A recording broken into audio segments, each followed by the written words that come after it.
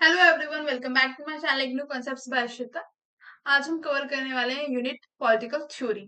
ठीक है, तो स्टार्ट करते हैं बिना किसी देरी के। पॉलिटिकल थ्योरी क्या होती है? पॉलिटिकल थ्योरी के अंदर हम स्टडी करते हैं पॉलिटिकल आइडियाज की और वैल्यूज की, जैसे कि जस्टिस हो गया, पावर होगी, डेमोक्रेसी हो गई। ठीक है, अब देखो पॉलिटिकल थ्योरी के अंदर हम पढ़ते क्या है, इन वैल्यूज को हम क्यों पढ़ते हैं? इन वैल्यूज को हम इसलिए पढ़ते हैं कि भाई जो गवर्नमेंट है, ठीक है, वो कैसी होगी। ठीक है, डेमोक्रेसी होगी वहां पे या कोई अदर फॉर्म ऑफ गवर्नमेंट होगी। ठीक है, जस्टिस होगी तो जस्टिस कितनी होगी, ठीक है, लोगों के साथ इक्वल बिहेव किया जाएगा, इक्वालिटी होगी या इनइक्वालिटी होगी, कितनी लोगों के पास फ्रीडम होगी, क्या लोगों के पास राइट्स होंगे। ये सब चीजें जो है, ये सब जो वैल्यूज है और पॉलिटिकल आइडियाज है, इनकी स्टडी हम किसके अंदर करते हैं? पॉलिटिकल थ्योरी के अंदर करते हैं। ठीक है, किस चीज को एसेस करने के लिए? जो पॉलिटिकल प्रैक्टिसेस हैं, ठीक है, और इंस्टीट्यूशंस हैं, उनको स्टडी करने के लिए। ठीक है, नेक्स्ट है पॉलिटिकल साइंस। देखो, अब जो पॉलिटिकल थ्योरी है ना, ये एक पॉलिटिकल साइंस की ही सब फील्ड है। सब फील्ड इन द सेंस आप ऐसे समझो कि जैसे एक पेड़ होता है पूरा बड़ा, ठीक है, तो पॉलिटिकल साइंस क्या है? वो पेड़ है, और उस पेड़ की एक ब्रांच जो है वो क्या है? पॉलिटिकल थ्योरी है। ठीक है, पॉलिटिकल साइंस के अंदर बहुत सारे जो है डिफरेंट डिफरेंट ब्रांचेस आती हैं। ठीक है, उसी में से एक ब्रांच है हमारी पॉलिटिकल थ्योरी। ठीक है, तो पॉलिटिकल साइंस को अगर हम ट्रेडिशनली देखें, जब स्टार्ट हुई थी ये स्टडीज वगैरह, जब स्टार्ट हुई थी, जब फिलोसफी वगैरह स्टार्ट हुई थी, तो उस टाइम पे ट्रेडिशनली जो है पॉलिटिकल साइंस जो है शुरू और खत्म स्टेट के इर्द गिर्द हो रही थी। ठीक है, स्टेट मतलब स्टेट कैसे वर्क कर रहा है, स्टेट क्या काम करता है, बस दैट्स इट। ठीक है, अब मॉडर्न व्यू देखें, नाउ टाइम्स अगर हम देखें, तो पॉलिटिकल साइंस जो है ज्यादातर स्ट्रेस देता है किस चीज पे? पावर और अथॉरिटी पे। ठीक है, कि जो गवर्नमेंट है, जो स्टेट है, उसके पास कितनी पावर होनी चाहिए। ठीक है, next is political system study. Political system मतलब हर एक जो पर्टिकुलर स्टेट है, ठीक है, उसका एक पॉलिटिकल सिस्टम होता है। जैसे इंडिया में आप देखोगे तो इंडिया में किस टाइप का सिस्टम है? डेमोक्रेसी है। ठीक है, चाइना में आप देखोगे तो क्या है? कम्युनिज्म है। ठीक है, तो इस टाइप से डिफरेंट जो है पॉलिटिकल सिस्टम की स्टडी करना, वो भी हम किसके अंदर करते हैं? पॉलिटिकल साइंस के अंदर करते हैं। ठीक है, नेक्स्ट है स्टडी ऑफ गवर्नमेंट। ठीक है, अब गवर्नमेंट की स्टडी करना कि अगर डेमोक्रेसी है तो डेमोक्रेसी में गवर्नमेंट के पास क्या पावर्स हैं। ठीक है, गवर्नमेंट कैसे वर्क करेगी। ठीक है, नेक्स्ट टॉपिक है हमारा political theory and inter related terms, यानी पॉलिटिकल थ्योरीज के से जो मिलती जुलती टर्म्स हैं उनके बारे में हम पढ़ेंगे। ठीक है, तो first is political philosophy. Political philosophy जो है जनरल क्वेश्चंस के आंसर प्रोवाइड करती है। ठीक है, अब वो जनरल क्वेश्चंस क्या है? जैसे कि जस्टिस क्या है, ठीक है, फ्रीडम क्या है, लिबर्टी क्या है। ठीक है, पॉलिटिकल फिलोसफी क्या है? कॉम्प्लेक्स एक्टिविटी है। अगर उसको हमें बेस्ट अंडरस्टूड करना है तो हम कैसे अंडरस्टूड कर सकते हैं? जो पुराने थिंकर्स रह चुके हैं, जैसे जॉन रॉल्स हो गए, मैक्स वेबर हो गए, कार्ल मार्क्स हो गए, इन सब की जो थ्योरीज दी हुई हैं, उनको एनालाइज करके, ठीक है, तब हम ये जो पूरा पॉलिटिकल फिलोसफी है, इसको हम अंडरस्टैंड कर सकते हैं। ठीक है, तो पहले हमें पॉइंट यहाँ पे क्या याद रखना है कि पॉलिटिकल फिलोसफी जो है जनरल आंसर्स प्रोवाइड करती है हमें, जैसे कि what is justice, what is freedom, what is liberty. ठीक है, और पॉलिटिकल फिलोसफी क्या है? कॉम्प्लेक्स एक्टिविटी है। इसको हमें अंडरस्टूड करना है तो हमें पहले जो क्लासिकल थिंकर्स रह चुके हैं, जो प्राइम टाइम के थिंकर्स रह चुके हैं, उनके जो वर्क्स है उनको एनालाइज करना पड़ेगा। ठीक है, next is political thought. Political thought क्या है? Thought of world community. ठीक है, फॉर एग्जाम्पल पहले कोई वॉर हुई है, या फॉर एग्जाम्पल मेरा POV on second world war.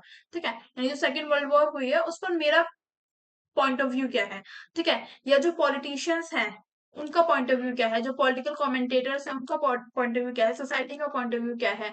ठीक है, अगर कोई ऑर्डिनरी पर्सन है, इंडिविजुअली क्या लोगों का पॉइंट ऑफ व्यू है। ठीक है, और ये टाइम बाउंड होती है। Time bound in the sense, यानी कि अगर जो पुरानी चीजें पहले हो चुकी हैं उस पर भी मैं अपना पॉइंट ऑफ व्यू दे सकती हूँ, या जो पॉलिटिशियंस हैं वो अपना पॉइंट ऑफ व्यू दे सकते हैं। ठीक है, इसी को हम क्या कहते हैं? पॉलिटिकल थॉट, यानी कि किसी जो इवेंट है, किसी इवेंट के तरफ अपनी धारणा होना। ठीक है, कि हम उसके बारे में क्या सोच रहे हैं। ठीक है,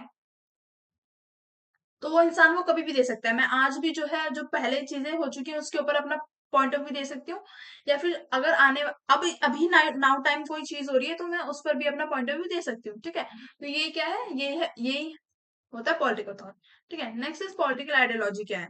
पॉलिटिकल आइडियोलॉजी कहती है set of ethical ideas, principle, doctrines, myth और symbols of social movement, institution, class or large group that explain how society should work and offer some political and cultural blueprint of a certain social order। ठीक है, political ideology से आप समझो कि Karl Marx ने कह दी Karl Marx. Karl Marx भी एक पॉलिटिकल थिंकर थे और इन्होंने क्या बताया था, इन्होंने बताया था कि जो सोसाइटी है वो दो ग्रुप में डिवाइडेड है। ठीक है, दो ग्रुप में डिवाइडेड है, जिसमें एक जो ग्रुप है वो बहुत ज्यादा रिच है और जो एक ग्रुप है वो पुअर है। ठीक है, तो ये पूरी क्या है पॉलिटिकल आइडियोलॉजी उन्होंने बताई कि उस टाइम पे ऐसे सोसाइटी डिवाइडेड थी। ठीक है, तो उन्होंने अपनी थ्योरी से एक्सप्लेन किया कि कैसे सोसाइटी वर्क कर रही है। ठीक है, कि कैसे लोगों में डिवीजन है, कि एक क्लास क्या है, अमीर है, और एक क्लास जो है वो क्या है, गरीब है। ठीक है, तो ये होती है पॉलिटिकल आइडियोलॉजी। नेक्स्ट हम देखेंगे फादर ऑफ मॉडर्न आइडियोलॉजी किसको कहा जाता है, जॉन लॉक को कहा जाता है। ठीक है, हम थोड़ा सा बेसिक डिफरेंस देख लेते हैं पॉलिटिकल साइंस और पॉलिटिकल थ्योरी के अंदर, जिससे हमें इसकी डेफिनेशन और ज्यादा अच्छे से समझ में आ जाए। पॉलिटिकल साइंस में हम जो है रियल वर्ल्ड को देखते हैं। ठीक है, real world in the sense जो चीजें जो है हो रही है अभी टाइम पे। ठीक है, यानी कि पुराने जो थिंकर्स है उनकी थ्योरी उठा के हम नहीं पढ़ते, नहीं, जो रियल टाइम पे अभी चीजें हो रही है उनको पढ़ते हैं। ठीक है, पॉलिटिकल सिस्टम्स को पढ़ते हैं, इंस्टीट्यूशंस को पढ़ते हैं, बिहेवियर प्रोसेस पे फोकस करते हैं। ठीक है, पॉलिटिकल थ्योरी में हम क्या करते हैं, एब्स्ट्रैक्ट आइडियाज को देखते हैं, जैसे कि जो पुराने थिंकर्स जो अपनी थ्योरीज दे चुके हैं। ठीक है, उन चीजों को पढ़ते हैं, जस्टिस हो गया, लिबर्टी हो गया, राइट्स हो गए, आइडियल स्टेट की बात होना। ठीक है, नेक्स्ट यहाँ पे किस टाइप के मेथड का यूज किया जाता है, एम्पेरिकल और एनालिटिकल। यानी कि कोई भी अगर हम जजमेंट दे रहे हैं अपनी, या कोई भी अपना हम कंक्लूजन कंक्लूड कर रहे हैं किसी चीज को, तो उसमें हम किस टाइप की स्टडीज का यूज करते हैं, एम्पेरिकल और एनालिटिकल, यानी कि डाटा का यूज करेंगे। ठीक है, स्टैटिस्टिक्स का यूज करेंगे, नंबर्स का यूज करेंगे, सर्वेस का यूज करेंगे। ऑन दी अदर हैंड जो पॉलिटिकल थ्योरी है, इसमें हम क्या करते हैं, फिलोसफिकल जो वर्क है पुराने थिंकर्स के, उनको हम यूज करते हैं अपनी किसी भी चीज को प्रूव करने के लिए। ठीक है, यानी कि साइंटिफिक एक्सपेरिमेंट का यूज हम नहीं कर रहे हैं, साइंटिफिक एक्सपेरिमेंट का हम यूज करते हैं पॉलिटिकल साइंस के अंदर। पॉलिटिकल थ्योरी में हम किस चीज का यूज कर रहे हैं, फिलोसफिकल जो वर्क्स हैं। ठीक है, उनका फिलोसफिकल वर्क्स कैसे होते हैं, जैसे कि अगर हमें अभी के टाइम पे डेमोक्रेसी में कोई प्रॉब्लम आ रही है, ठीक है, तो उसका हम सॉल्यूशन कैसे निकालेंगे, पुरानी जो डिबेट्स हैं डेमोक्रेसी की, डिबेट्स हैं डेमोक्रेसी पे जो डिफरेंट थिंकर्स ने की हुई हैं, उनका यूज करके। ठीक है, टैटो राइटिंग हो गई, इस टाइप से एग्जाम्पल है। ठीक है, अब नेक्स्ट टॉपिक है हमारा डेवलपमेंट इन पॉलिटिकल थ्योरी। तो पॉलिटिकल थ्योरी के अंदर क्या डेवलपमेंट हमें देखने के लिए मिला है, तो इस पूरे टॉपिक का मतलब बेसिकली यही है कि डेवलपमेंट जो है political theory always reflect the change which occur in society. ठीक है, अगर सोसाइटी में कोई चेंज आता है तो जो पॉलिटिकल थ्योरी है वो भी अपने आप को उस हिसाब से डेवलप कर लेती है। ठीक है, यानी कि जो ये जो पॉलिटिकल थ्योरी का पूरा कॉन्सेप्ट है, कि टाइम टू टाइम चेंज होता आया है। ठीक है, डेवलप होता आया है। ठीक है, next, Hegel symbolic characterisation of political theory. Hegel's ने बोला है कि the owl of Minerva takes flight when shadow of darkness fall, यानी कि इन्होंने बेसिकली एक उल्लू को बताया कि जैसे उल्लू क्या करता है, सारा दिन सोता है। ठीक है, जब तक उस एनवायरनमेंट एकदम उसके कंफर्ट का था वो सोता रहता है, जैसी रात होती है तो वो क्या करता है, उठ जाता है। ठीक है, तो ऐसे इन्होंने बताया कि जब नीड पड़ती है पॉलिटिकल थ्योरी में डेवलपमेंट करने की, चेंजेस करने की, तो टाइम टू टाइम चेंजेस होते हैं पॉलिटिकल थ्योरी के अंदर। ठीक है, next is toward definition of political theory. तो पॉलिटिकल थ्योरी को डिफरेंट थिंकर्स ने डिफरेंट वेज में डिफाइन किया है। ठीक है, इसमें हमारी बुक में जो है हमें मेन देखना है सेबाइन का व्यू। सेबाइन ने पॉलिटिकल थ्योरी को तीन चीजों में इंक्लूड किया है। पहला है फैक्ट, फैक्चुअल, कि भाई क्या हो रहा है, हम इसमें ये पढ़ते हैं what is happening. Next is cause, कि कोई चीज घट रही है तो क्यों घट रही है। ठीक है, थर्ड इज वैल्यू। ठीक है, अगर कोई चीज घट रही है तो वो सही है सोसाइटी के लिए या गलत है। ठीक है, इन तीन चीज का कैटेगराइजेशन हम करते हैं सेबाइन के पॉइंट ऑफ व्यू से। ठीक है, नेक्स्ट है हैकर। ठीक है, हैकर ने बोला है कि पॉलिटिकल थ्योरी क्या एक काम और थॉटफुल स्टडी है। ठीक है, इसमें हमें गुड और बैड देखने की नीड नहीं है, जो सेबाइन बोल रहे हैं ना कि हमें ये देखना चाहिए कि कौन चीज सही है, जो सोसाइटी में हो रहा है वो सही है बुरा है।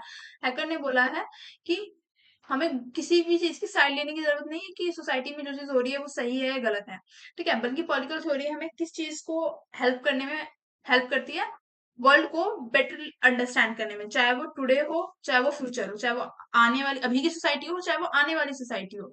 ठीक है, नेक्स्ट हमारा टॉपिक है, इस पॉलिटिकल थ्योरी डेड, क्या जो पॉलिटिकल थ्योरी है वो मर चुकी है। ठीक है, तो मिड 20th सेंचुरी से ये जो है रूमर्स फैलने स्टार्ट हो गए कि पॉलिटिकल थ्योरी क्या है, डेड हो चुकी है, मतलब अब पॉलिटिकल थ्योरी का कोई भी यूज नहीं है। ठीक है, अब क्या रीजन थे, क्यों ऐसा जो स्कॉलर्स थे वो बोलने लगे थे, क्योंकि पॉलिटिकल थ्योरी के अंदर हम बहुत ज्यादा जजमेंट्स का यूज कर रहे थे। ठीक है, जो क्लासिकल पॉलिटिकल थ्योरी है often talk about what is good और बैड, बस हम दो ही चीजों का यूज कर रहे हैं, जो पुराने थिंकर्स हैं उनका वर्क्स उठा रहे हैं। ठीक है, उन्होंने क्या बोला हुआ है उसी चीज को हम यूज कर रहे हैं, प्लस हम बस ये देख रहे हैं कि सोसाइटी में जो चीजें हो रही है वो सही है या गलत है, बस गुड और बैड पर जो है ये जजमेंट चल रही है। तो पहला रीजन तो ये था। सेकंड, 1930s में एक ग्रुप इमर्ज होकर आया जिसको हम कहते हैं लॉजिकल पॉजिटिविस्ट, ठीक है, जिन्होंने आर्ग्यू किया है कि अगर कोई भी चीज हम बोल रहे हैं, ठीक है, कंक्लूजन हम प्रोवाइड कर रहे हैं, तो वो जो है फैक्ट प्रूवन होना चाहिए, ठीक है। उसको हमें डेटा की हेल्प से, स्टैटिस्टिक की हेल्प से, नंबर्स की हेल्प से प्रूफ करना चाहिए कि ये चीज जो हम कह रहे हैं वो सही है। ना कि हमें ये यूज करना चाहिए कि जो पॉलिटिकल थिंकर जो पुराने हैं उन्होंने ये बोली हुई है तो डेट मीन्स ये बात सच है, वो बात गलत भी हो सकती है ना। हमें उसका जो डेटा है, स्टैटिस्टिक्स है, इन सब चीजों की जो करंट एक्सपेरिमेंटल मेथड्स हैं, इनका यूज करके उस चीज को प्रूफ करना चाहिए, ठीक है। अगर वो प्रूफ हो जाती है डेट मीन्स वो चीज सही है, अगर वो प्रूफ नहीं हो पाती है तो डेट मीन्स वो चीज सही नहीं है, ठीक है।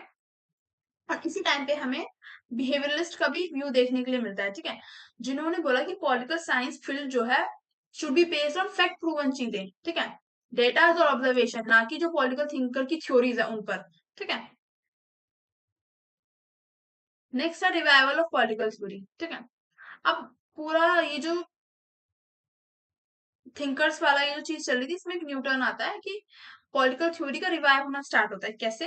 1930s के टाइम पर जो है it start studying the history of ideas related to defend liberal democracy against dangerous system. तो इस टाइम पे कुछ सिस्टम इमर्ज होते हुए हमें दिखाई देते हैं डेमोक्रेसी के अगेंस्ट में, जैसे कि कम्युनिज्म हो गया, फासिज्म हो गया, ठीक है, नाजिज्म हो गया, ठीक है। तो ये बहुत ज्यादा क्रूअल सिस्टम थे, ठीक है, जहां पर जो गवर्नमेंट है उसके पास एब्सोल्यूट पावर थी, यानी गवर्नमेंट जो है बहुत ज्यादा जो लोग हैं उनके राइट्स को छीन रही थी, ठीक है। तो जो पुराने जो क्लासिकल थिंकर्स थे उनकी जो थ्योरीज थी उनकी हेल्प ली गई ये प्रूव करने में कि जो लिबरल डेमोक्रेसी है वो कितनी आइडियल है किसी भी पर्टिकुलर स्टेट के लिए। अगर कोई भी लिबरल डेमोक्रेसी को फॉलो करता है तो वो बहुत ज्यादा सही है लोगों के लिए वहां के, ठीक है, rather than communism, fascism, Nazism जैसे क्रूअल डेंजरस सिस्टम को अपनाना, ठीक है। नेक्स्ट हम देखेंगे लाजबेल का व्यू, ठीक है। लाजबेल ने बोला कि जो ये पॉलिटिकल थ्योरी है इसको बहुत ज्यादा साइंटिफिक होना चाहिए, ठीक है, फैक्ट और बिहेवियर पर ज्यादा एम्फेसिस देना चाहिए, ना कि वैल्यूज पर, ठीक है। नेक्स्ट हम देखेंगे एरिडेंट, एडोर्नो, मारूस, स्ट्रॉस। इन्होंने बात की कि जो क्लासिकल ट्रेडिशन है, जो हमारे पुराने पॉलिटिकल थिंकर्स हैं, जो उनकी थ्योरीज हैं, जो उनके वर्क्स पब्लिश हुए हैं, उनको हमें अलाइव रखना चाहिए, उन पर भी हमें फोकस रखना चाहिए, ठीक है। एरेंडेंट जो है बात करता है ह्यूमन इंडिविजुअल यूनिकनेस की, ठीक है, कि हमें इंडिविजुअल ओपिनियन पर भी एम्फेसिस देना चाहिए, ठीक है। स्ट्रॉस बात करते हैं क्लासिकल थिंकर्स जो है जो पुराने थिंकर्स रह चुके हैं, ठीक है, वो ज्यादातर किस टाइप के ट्रूथ ऑफर करते हैं? डीपर ट्रूथ, ठीक है, यानी कि वो डीपली जो है किसी भी पर्टिकुलर टॉपिक पे वो डीपर जो है एक तरीके से एनालिसिस देते हैं, ठीक है। और they all rejected utopian ideas and believe political theory should help us to understand what is right and wrong, ठीक है। स्ट्रॉस का कहना ये था जो क्लासिकल थिंकर्स हैं उनकी बातें जो है बहुत ज्यादा जो है डीप डीप होती है। नेक्स्ट इज कि जितने भी हमारे क्लासिकल थिंकर्स हैं उन्होंने यूटोपियन आइडियाज को क्या किया? रिजेक्ट किया। यूरोपियन आइडियाज का मतलब क्या है? यूटोपियन आइडियाज बेसिकली ऐसे आइडियाज होते हैं जहां पर सोसाइटी को इमेजिन किया जाता है कि सोसाइटी क्या है, एकदम सही है। सही इन द सेंस कि सोसाइटी में इक्वालिटी है, सब लोग इक्वल रह रहे हैं, अच्छे से रह रहे हैं, ठीक है, कोई इशू नहीं है, ठीक है। तो इस टाइप के आइडियाज क्या होता है? यूटोपियन आइडियाज होते हैं, ठीक है। तो स्ट्रॉस ने मैसेज दिया है कि हमें क्लासिकल थिंकर्स की बात माननी चाहिए क्योंकि वो यूटोपियन आइडियाज को रिजेक्ट करते हैं, ठीक है, और बिलीव करते हैं कि पॉलिटिकल थ्योरी जो है हमें हेल्प करती है समझने में कि क्या चीज सही है और क्या चीज गलत है, ठीक है। अब यूटोपियन आइडियाज को क्यों रिजेक्ट करना चाहिए? क्या पॉजिटिव आउटकम है इसका? पॉजिटिव आउटकम ये है कि अगर हम यूटोपियन आइडियाज को लेके चलेंगे तो हम कभी भी जो इशू इमर्ज हो रहा है उसको रिस्पॉन्स नहीं कर पाएंगे, क्योंकि किसी भी सोसाइटी, कोई भी ऐसी सोसाइटी नहीं होती आज के टाइम पे भी, ऐसी कोई सोसाइटी नहीं है कि जहां पर कोई भी इशू ना हो, ठीक है, लोगों को कोई भी प्रॉब्लम ना हो, ऐसा हो ही नहीं सकता, ठीक है। नेक्स्ट है हिस्टोरिकल अप्रोच। अब हम देखेंगे different type of approach to study political theory. पहले है हिस्टोरिकल अप्रोच, ठीक है, इसमें हम दो लोगों के पीओवी देखेंगे, सेबैन एंड कोबान, ठीक है। तो पहले हम सिंपली ये देख लेते हैं हिस्टोरिकल अप्रोच होती क्या है। तो हिस्टोरिकल अप्रोच का आपको नाम से समझ में आ रहा होगा, हिस्टोरिकल यानी कि जो पुरानी चीजें हैं उनका कॉन्टेक्स्ट लेकर करंट इशू को सॉल्व करना, ठीक है। जैसे कि हम सबैन का व्यू देखें, सबैन ने बोला है कि ईच सिचुएशन, जो कोई भी सिचुएशन जो प्रॉब्लम क्रिएट कर रही है नाउ डेज करंट में, ठीक है, उसको उसका जो सॉल्यूशन है वो हमारे जो पुराने क्लासिकल थ्योरिस्ट है उन्होंने ऑलरेडी अपने वर्क्स में दिया हुआ है। तो हमें पुराने जो वर्क्स है उनका कॉन्टेक्स्ट लेकर, ठीक है, टाइम टू टाइम जो करंट सिचुएशन इमर्ज हो रही है उनको रिस्पॉन्स करना चाहिए। ठीक है, बेसिकली इनका कहना ये है कि हमें जो क्लासिकल थ्योरिस्ट है उनकी जो थ्योरी है, जो वर्क्स है, उन पे हमें रिलाय रहना चाहिए। ठीक है, अब कोबान्स का व्यू ये है कि हिस्ट्री हमें हेल्प करती है to think beyond popular ideas and remind us not to be over estimate our originality. ठीक है, कोमान का बेसिकली कहना ये था कि आप एग्जाम्पल से समझो कि हम कहते हैं ना कि ये बहुत ज्यादा रूटेड बंदा है, ठीक है, रूटेड इंसान है, यानी ये अपनी कल्चरल रूट से बहुत ज्यादा जुड़ा हुआ है, डाउन टू अर्थ है। ठीक है, तो कोबान का कहना यही था कि हमें जो हमारी जो ओरिजिनलिटी है, जो पुराने टाइम्स, जो पुराने जो बड़े स्कॉलर्स रहे हैं, थिंकर्स रहे हैं, उनकी जो बातें हैं उनको मानना चाहिए। ठीक है, और उन्हीं को यूज करना चाहिए किसी भी करंट प्रॉब्लम को टैकल करने में। ठीक है, अब इसकी लिमिटेशन क्या होती है कि जो ओल्ड आइडियाज हैं शायद वो करंट जो आज का टाइम है उसमें वर्क ना करे, क्योंकि जो आज का टाइम है वो बहुत ज्यादा एडवांस होता जा रहा है। ठीक है, नेक्स्ट अप्रोच है नॉर्मेटिव अप्रोच। ठीक है, जो फोकस करती है व्हाट शुड बी। ठीक है, नॉर्मेटिव अप्रोच को फिलोसफिकल और एथिकल थ्योरी भी कहते हैं। ठीक है, नॉर्मेटिव अप्रोच में हम किस टाइप के मेथड का यूज करते हैं? रीजनिंग का, ठीक है, इंट्यूशन का, एक्सपीरियंस का, टू एक्सप्लोर पॉलिटिकल क्वेश्चन। किसी भी पॉलिटिकल क्वेश्चन को एक्सप्लोर करने के लिए या एनालाइज करने के लिए हम तीन चीजों का यूज करते हैं, रीजनिंग, इंट्यूशन एंड एक्सपीरियंस। अभी क्वेश्चन किस टाइप के होते हैं? पहला है जैसे कि what is a good society. अगर एक सोसाइटी गुड होनी चाहिए तो वो क्या होनी चाहिए? ठीक है, next what should political institution aim for. ठीक है, जो जितनी भी पॉलिटिकल इंस्टीट्यूशन है, लेजिस्लेचर है, जुडिशरी है, एग्जीक्यूटिव है, तो ये सारी जो पॉलिटिकल इंस्टीट्यूशन है इनको किस चीज के लिए एम करना चाहिए? ठीक है, इनका क्या एम होना चाहिए कि लोगों के पास जो है इक्वालिटी हो, लोगों में इक्वालिटी हो, या लोगों को एम्प्लॉयमेंट मिले, ठीक है, या लोगों का डेवलपमेंट हो। ठीक है, किस टाइप की चीजों पे इनको एम करना चाहिए। नेक्स्ट, क्या रूल्स और प्रिंसिपल्स हैं जो एक सोसाइटी को गवर्न करें। ठीक है, किस टाइप के रूल्स होने चाहिए, किस टाइप के प्रिंसिपल पर एक सोसाइटी जो है गवर्न होनी चाहिए। ठीक है, क्या वो डेमोक्रेसी होनी चाहिए, क्या वहां पर कम्युनिटेरियनिज्म होना चाहिए, यहाँ पे कम्युनिज्म होना चाहिए। ठीक है, किस टाइप के रूल्स होने चाहिए। नॉर्मल नॉर्मेटिव थिंकर ज्यादातर बिलीव करते हैं, ideally believe in the ideal society. Ideal society मतलब जहां पर इक्वालिटी हो लोगों के बीच में, लोगों के पास कुछ राइट्स हो, ठीक है, लोग अपनी डिमांड रख पाए, ठीक है, लोगों के पास फ्रीडम हो। ठीक है, तो इस टाइप की सोसाइटी को हम क्या कहते हैं? आइडियल सोसाइटी कहते हैं। तो नॉर्मेटिव थिंकर इस टाइप की ही आइडियल सोसाइटी होने में बिलीव करते थे। ठीक है, जिसमें लियो स्ट्रॉस का व्यू है कि जितने भी पॉलिटिकल आइडियाज हैं उनको जज करना चाहिए एज गुड और बैड। ठीक है, कि वो सोसाइटी के लिए सही है या गलत है। ठीक है, अब इसका लिमिटेशन क्या है इस थ्योरी का? ये है कि वैल्यूज आर नॉट यूनिवर्सल। ठीक है, वैल्यूज क्या है? यूनिवर्सल नहीं है। कैसे यूनिवर्सल नहीं? यहाँ पे मैंने कास्ट लिखा हुआ है, जैसे आप देखोगे कि कास्ट सिस्टम है इंडिया में। ठीक है, तो एससी और एसटी को रिजर्वेशन है हर चीज में। ठीक है, बट शायद हर कुछ ड्यूरेशन में जो गवर्नमेंट है वो क्या करती है?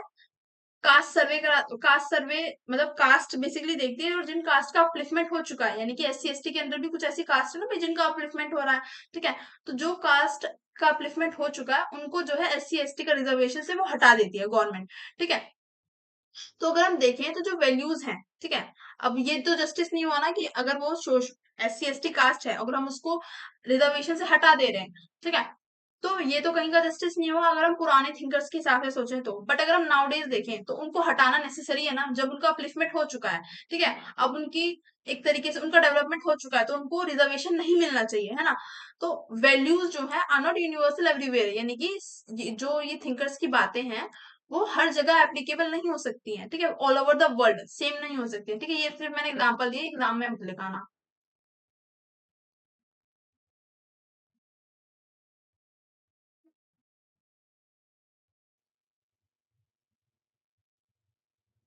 देखो नेक्स्ट है एम्पेरिकल अप्रोच। ठीक है, तो एम्पेरिकल अप्रोच जो है कब आई थी स्टडीज में? 20th सेंचुरी के टाइम पे। ठीक है, अब ये पूरी जो अप्रोच है ये किस चीज पे बेस्ड है?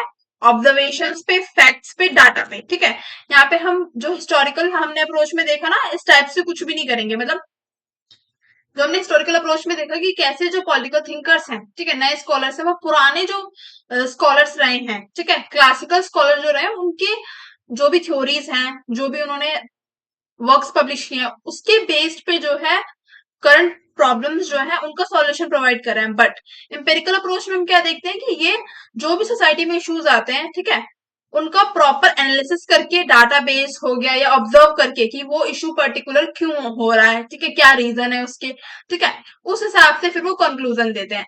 नेक्स्ट है, यहाँ पे कोई भी ओपिनियन नहीं होता गुड और बैड का, ठीक है, यानी कि सोसाइटी में ये चीज होनी चाहिए, इससे सही होगा या गलत होगा, तो इस टाइप का कोई भी कॉन्सेप्ट यहाँ पे नहीं होता, ठीक है। थ्योरिस्ट जो होते हैं न्यूट्रल ऑब्जर्वर होते हैं, ठीक है, कोई भी इशू अराइज हो रहा है सोसाइटी में, कोई भी पॉलिटिकल इशू अगर अराइज हो रहा है, तो थ्योरिस्ट जो है वो न्यूट्रल ऑब्जर्वर होते हैं, यानी वो इशू को ऑब्जर्व करते हैं पहले, उसके बाद पूरा उस पर एनालिसिस करके तब किसी कंक्लूजन पे पहुंचते हैं, ठीक है। वो डायरेक्टली वैल्यूज को प्रमोट नहीं करते, जैसे कि जस्टिस हो गया, लिबर्टी हो गया, फ्रीडम हो गया, ठीक है। नेक्स्ट हम देखेंगे बिहेवियरल रेवोल्यूशन, ठीक है। बिहेवियर रेवोल्यूशन में हम देखेंगे कि जो बिहेवियर रेवोल्यूशन को सपोर्ट करने वाले थिंकर्स थे, उन्होंने नॉर्मेटिव आइडियाज को रिजेक्ट कर दिया था, ठीक है। एज वेल एज उन्होंने स्मॉल स्केल रिसर्च पर फोकस किया। स्मॉल स्केल रिसर्च का मतलब क्या है कि किसी एक पर्टिकुलर इशू को लेके रिसर्च करना पहले, ठीक है, यानी कि पूरे टाइम वाइड कॉन्सेप्ट को ना सोच के पहले किसी एक पर्टिकुलर इशू पर रिसर्च करना, ठीक है।